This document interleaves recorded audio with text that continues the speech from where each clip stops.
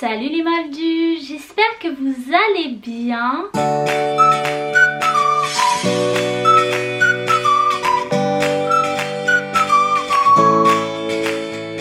Je vous retrouve aujourd'hui pour une vidéo un petit peu spéciale. C'est une vidéo que vous m'avez demandé, j'avoue j'aurais jamais pensé à la faire parce que c'est un petit peu nimp, hein, clairement, voilà, le sujet de cette vidéo. Il est léger, mais voilà, vous avez été nombreux en live à me dire que vous aimeriez voir cette vidéo. Donc écoutez, je me suis dit, faisons une vidéo légère et parlons de mes crushs Harry Potter.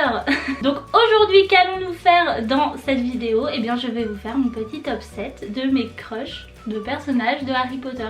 Donc pas d'acteur, même si en vrai, bon évidemment, la tête de l'acteur rentre toujours en compte. Mais voilà, du personnage dans sa globalité. Donc j'ai fait un petit top 7. Et j'espère que vous serez un petit peu surpris et en même temps il y en a qui doivent savoir à force de m'entendre. On va y aller et en numéro 7 nous avons, vous voyez, moi qui ne suis jamais très attirée par les forces du mal, vous entendez pas beaucoup parler de mange-mort sur cette chaîne, mais j'avoue que Voldemort, non, pas, je vous arrête tout de suite. J'ai une détestation pour le faciès de Voldemort. Donc il ne s'agit pas de Voldemort mais de Tom Riddle dans Harry Potter et la Chambre des Secrets. Donc je précise bien dans Harry Potter et la Chambre des Secrets parce que Voldemort, enfin Tom Riddle, il a été interprété par plusieurs acteurs tout au long de la saga. Mais je parle vraiment du Tom Riddle incarné par Christian Coulson dans la Chambre des Secrets. Pourquoi lui? Bah déjà parce que parfaitement superficiellement il a des petites bouclettes, il est beaucoup trop chou. Je trouve que Christian Coulson a vraiment ce truc, vraiment cette... je sais pas, il a une profondeur qui donne vraiment au personnage quelque chose d'hyper fascinant en fait. Je sais pas, je l'ai trouvé vraiment génial et j'aurais adoré qu'il le réincarne dans Harry Potter et le Prince de Sang Mêlé. J'aime bien celui de Harry Potter et le Prince de Sang Mêlé, mais j'ai quand même voilà ce petit crush sur celui de la Chambre des Secrets. Je trouve voilà qu'il donne au personnage de Tom Riddle un truc en plus. Et je comprends du coup qu'il y a une certaine fascination autour de lui à son époque. Il est vraiment torturé, il est hyper solitaire et je sais pas, ça m'attire, vous voyez, j'avoue. J'ai un crush sur Voldemort les gars. Aïe aïe aïe. En numéro 6, nous avons une égalité. J'ai décidé de les mettre tous les deux parce que je les aime au même level. Donc j'arrivais pas à les départager. Donc je les ai mis tous les deux. Et non, il ne s'agit pas des jumeaux Weasley, il s'agit de Harry et Ron, tout simplement. Je dirais que physiquement, voilà, les deux j'aime bien. Et bon, j'avoue que si on était à l'époque de Harry Potter et le prisonnier d'Azkaban, si j'avais eu 13 ans en même temps qu'eux, j'aurais choisi Dan. Enfin, Harry, du coup, parce qu'il est trop chou. Il a 13 ans et il est là en mode je vais me défendre, je vais apprendre à faire un patronus même si je suis un enfant et tout. Il est... oh là là, il est trop chou. Enfin voilà, à l'époque de Harry Potter et le prisonnier d'Azkaban, sachez-le, j'avais un crush sur les trois. Hein. je les trouve trop chauds dans le prisonnier d'Azkaban. Mais voilà, j'ai un truc pour Harry dans le prisonnier d'Azkaban. Quand j'avais 13 ans et que le film est sorti, j'étais amoureuse de lui. Vraiment in love. Mais après, à partir de l'Ordre du Phénix, le prince de Sang Mêlé, Rupert Grint, avouons-le, il a quand même glow up de ouf. Hein. Et j'aime beaucoup le personnage de Ron, je le trouve très drôle, il me fait beaucoup rire et j'adore le fait qu'il soit aussi loyal et tout ça. C'est vrai que j'ai un peu un problème avec le fait qu'il soit hyper jaloux. Il m'énerve, mais malgré ça, je les aime trop tous les deux. C'est deux personnages auxquels je suis très attachée, donc j'ai été obligée de les mettre dans ce top. Et je les aime trop, donc je les ai mis ensemble en 6ème position. Et en 5ème position, nous retrouvons donc la dernière... partie du trio. J'aurais pu la mettre en number 1 parce que bah voilà, c'est Hermione. Et vous connaissez mon amour pour Hermione. Mais j'ai décidé de mettre Hermione en 5, mais sachez qu'elle pourrait être en première position très facilement. Pourquoi? Bah voilà, parce que Hermione c'est mon personnage préféré, encore une fois.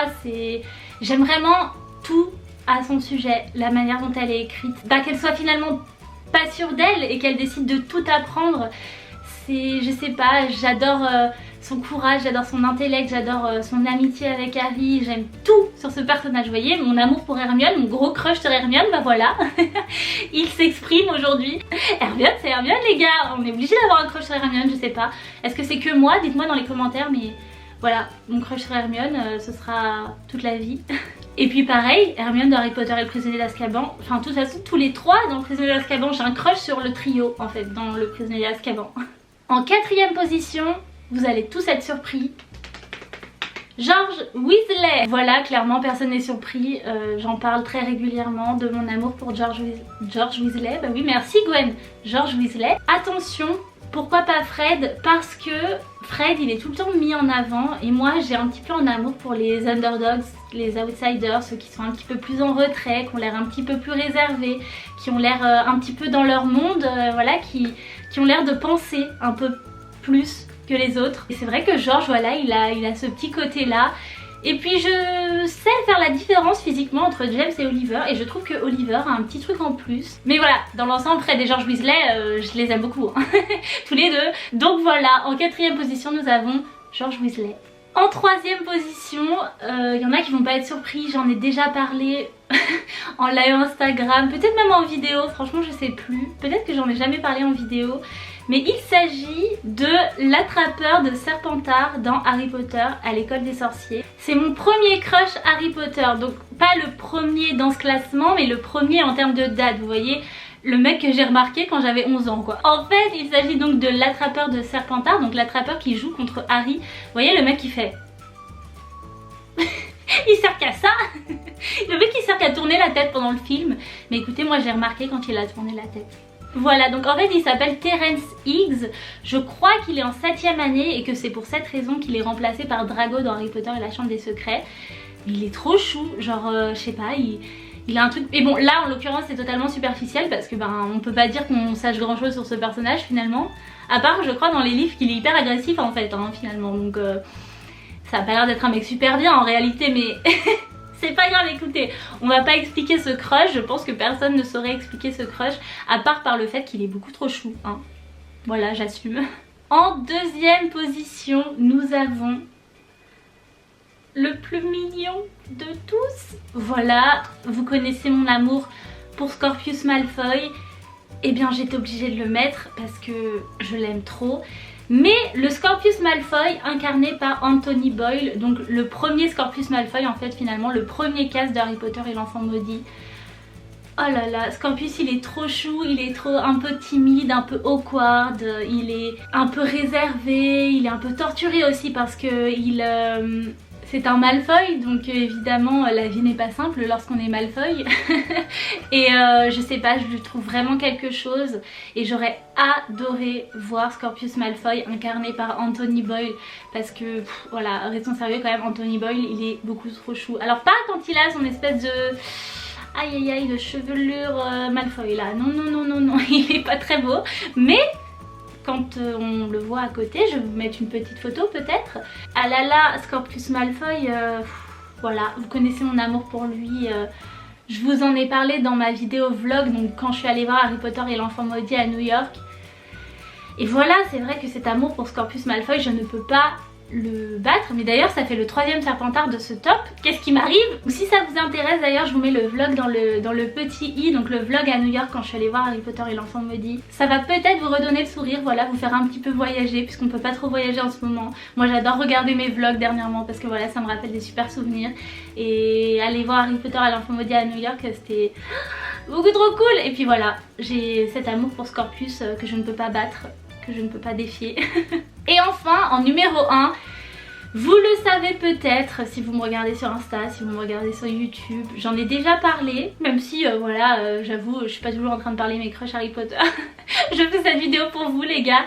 Donc en numéro 1, nous avons Dean Thomas. C'est une surprise pour personne, hein, j'en ai déjà parlé, j'adore Dean Thomas, je le trouve trop chou, j'adore toutes les petites interventions qu'il a. Il fait partie du quintet, c'est comme ça qu'on dit quand ils sont 5, je sais pas, mais des Gryffondors, et je trouve qu'il est essentiel, je l'aime trop, voilà. C'est vrai qu'il sert à rien en fait finalement, et on le voit limite moins que Seamus en fait, ce qui est hyper dommage. J'aime le fait que voilà, c'est un Gryffondor, il sait ce qu'il veut, il sait pour quel camp il veut se battre, il est toujours présent pour Harry, mine de rien, même quand Seamus se met contre lui dans l'ordre du Phénix, quand Harry dit que Voldemort est de retour, ben Dean lui ne lui tourne pas le dos, Donc voilà, quand même, hein, je pense que ça s'applaudit.